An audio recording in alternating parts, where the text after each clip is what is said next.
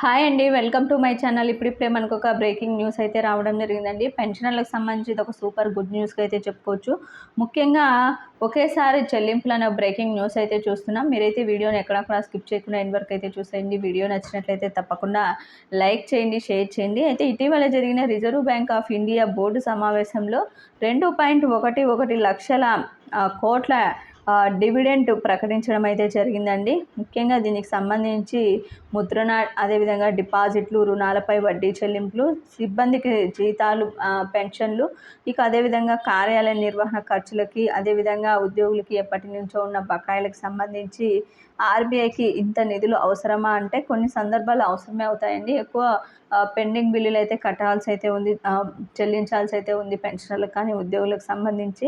మొత్తానికైతే ఈ reserve bank సమావేశంలో ఈ నిర్ణయం అయితే తీసుకుని ఈ నిధులు అయితే విడుదల చేయడం అయితే జరుగుతుందండి. ఒకేసారి ఉద్యోగుల పెన్షన్లకు ఉన్నటువంటి బకాయిలన్నీ కూడా వారికి రావాల్సిన జీతభత్యాలు కానీ పెన్షన్లు కానీ బకాయిలన్నీ కూడా విడుదల కాబోతున్నట్టు సమాచారం. మీకు వీడియో నచ్చినట్లయితే తప్పకుండా లైక్ చేయండి, షేర్ చేయండి. ఇలాంటి ఇంట్రెస్టింగ్ అప్డేట్స్ కోసం మన ఛానల్ని సబ్స్క్రైబ్ చేసుకోండి. Thank you for watching.